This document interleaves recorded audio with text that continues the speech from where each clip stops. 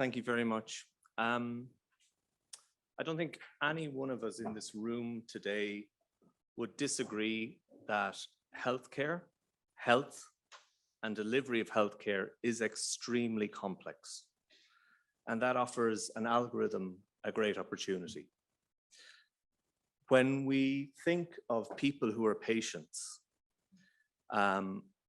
it creates a badge of patient, and no one wants to gain the badge of patient. It's something that you're given without actually asking for.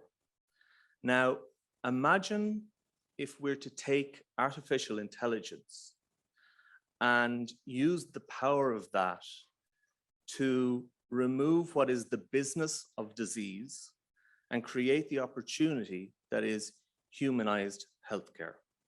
What does that look like?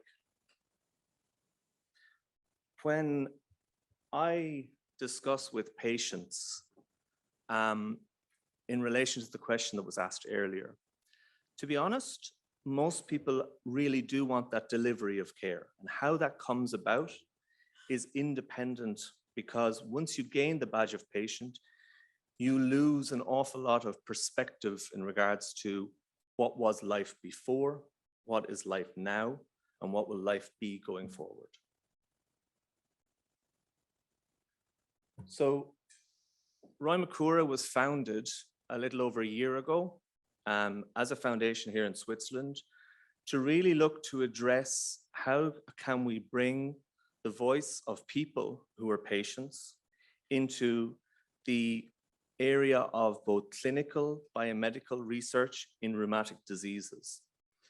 And if you're looking for understanding what people who are patients begin to question, they begin to self-doubt. And they doubt oftentimes because it takes such a long time to get your diagnosis. Am I going crazy? I don't feel well, but my clinician can't give me an answer. I go to numerous specialists. I bounce around the system. I begin to get costly. I don't feel comfortable. I second guess myself. And that word frustration is something that comes in on both sides of the field. It comes into the clinician where they say, I don't know how to treat you. It comes into the family members where they say, I don't know how to support you. And if we think in one of the musculoskeletal diseases, 91 million people. So if you want ground truth, there's ground truth. When we think about the rheumatism diseases, there's over 200 identified rheumatism diseases within the clinical scope. So it's complex. It's complex for the individuals because there's a lot of overlap in symptoms, and that creates messiness for clinicians. And messiness for clinicians means that my decision tree is not as ideal as I would like. And that's not their fault. That's just how the system has been built. I need to make a clear decision, and I can put you to one allocation or another. For a patient or a person who's a patient, that decision is taken out of their hands. Oftentimes, the time when you're asked to make your biggest decision is when it's the most difficult decision that a clinician can't make. I don't know the answer. You tell me what you want to do. When we look at the topography of rheumatic diseases and musculoskeletal diseases, again, you can see the complexity. So all of this is built towards really looking at complex systems. And that's why we see the opportunity in artificial intelligence. Can we take all of this knowledge and allow it to be assessed and identified and see if we can create opportunities to get diagnosis either earlier? What many of the patients don't want to do is they don't want to take their clinician out of the picture. They want to have a conversation with their clinician to say, what can we do best together? How can we partner on this to beat this, or to make an informed decision as to what life is going to look like with the management of this disease? How can I have those conversations with my employer? How can I work with my family? How can I make people understand? And when someone is faced with this type of, you have a rheumatic disease, and then a schematic like this is presented to them, of course they're scared. Of course we go to our Dr. Google and we begin to do a search, which gives us information, but it is the information that we need, maybe not. So again, when we take one of the most prevalent diseases, which would be rheumatic arthritis, it's estimated across the globe, there's close to 20 million people who are living rheumatic arthritis. Now, they sit across a number of different healthcare systems, and their data will be accessible, will be useful, will not be seen, will not be treated. So, you know, when you look and say people, when we hear clinical trials having difficulty in accessing patients, that's maybe something that we have to address in a new paradigm and a paradigm shift. Why, if we're not getting research done and there's 20 million people out there, what is it that's not getting? If we're only getting 2% at most of these people into the trials, what can we do? How can we use technology? How can we educate? How can we give that trust to help people to say, you know what, I put my hand up, I want to do the trial, I want to understand the trial. Because the majority of patients that I sit and speak with say, anything I can do to make sure that no one else has to go through this, I'll do. I've seen patients who have a diagnosis of a child who was 3 years of age for a rare disease. And that man, through data all over the world, reaching out, searching, moved his family all the way from Argentina to France, because that's where he could get the best treatment. Now, that was only possible because he could do the internet search, he could question the experts, he was able to access the data. If he waited for his healthcare system to do that, he would never have got to the answer. So I think we need to help provide solutions that actually give patients and clinicians and payers and all of the stakeholders better answers to questions that are really complex and really challenging. Now, if we take it a little bit more local and we look at Switzerland, it's estimated that around 2 million plus people are either diagnosed, living with, or are suffering with some sort of rheumatic or musculoskeletal disease. And yet again, underserved in research and not really being addressed. So that's why RheumaCura felt that there needs to be more research in this area. And it's not that our disease is more important than any else. It's just that patients are not being given the opportunity to come in and have a conversation with people like yourselves early enough. Yeah, they have value, they have lived experience.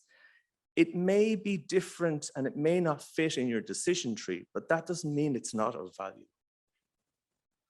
So where are we today in the evolution of AI in rheumatology? Well, not as far forward as we would like to be. There are definitely other disease areas where there's more knowledge base, where there's more information. We're probably somewhere around step 2. So again, and I'm not going to go into the different studies that have been done and cherry pick what's one better than the other. That doesn't need to be my area of expertise. But what I will say is that we can and we should get towards step 3 and move to step 4.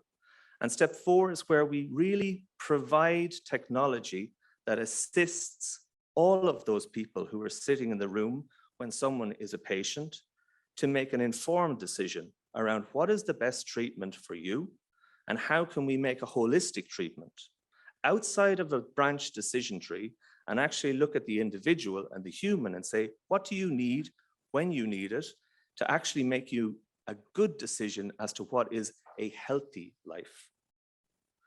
But with that empowerment comes responsibility.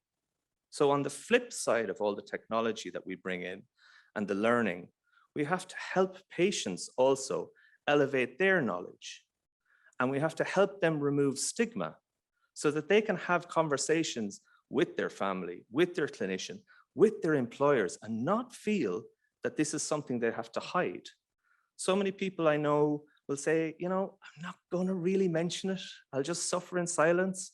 It'll sort of make things messy. They'll think I won't be able to do my job. Well, my family will worry. So, and that's only because the conversation is difficult to have, right? I'm not saying artificial intelligence can help us have that difficult conversation.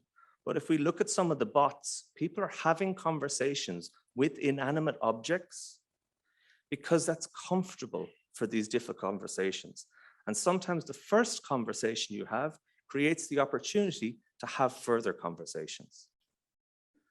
So RheumaCura has a vision, and that really is that rheumatic and musculoskeletal diseases can be prevented and cured.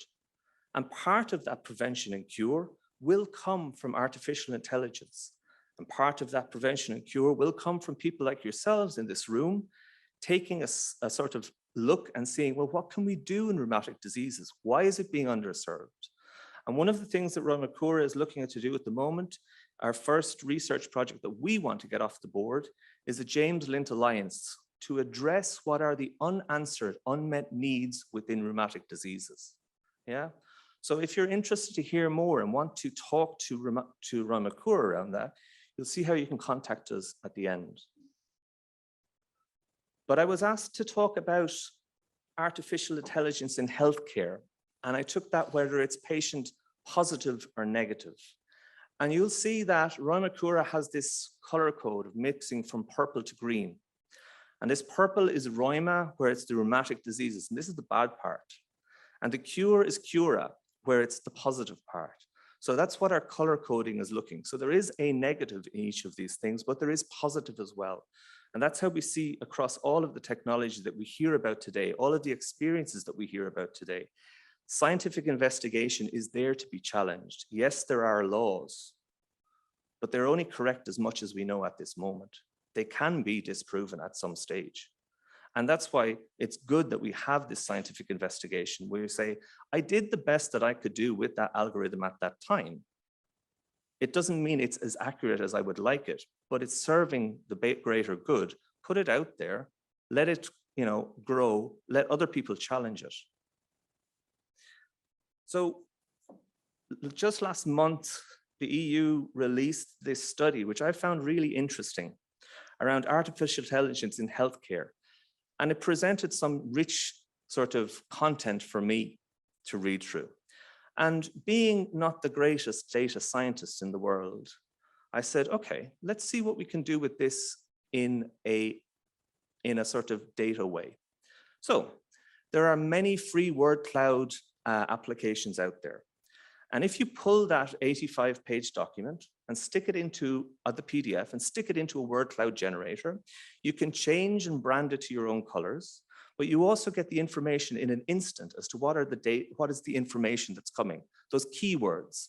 And we can see data, and we can see learning, and we can see healthcare, but it's not brilliant because it gives us CAN. So is the word can of value to my discussion in artificial intelligence in healthcare? No. So is that tool 100% accurate for what I needed to do? No. But does it give me useful information? Yes. So when we look at artificial intelligence, we want to give those decision makers value for what they're actually trying to make the decisions. And that means that data has to provide value not only to the clinician, but the feedback loop needs to be closed, that the data value is understood and given to the patient. We have the situation where we pull data from every individual. Yeah, real world evidence data is making large decisions in regards to HTAs, in regards to therapeutic design, et cetera, et cetera.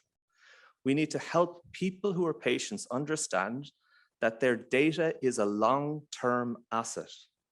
And that is not only and when you think of asset, it's not just a monetary asset, but it can be passed on to generations.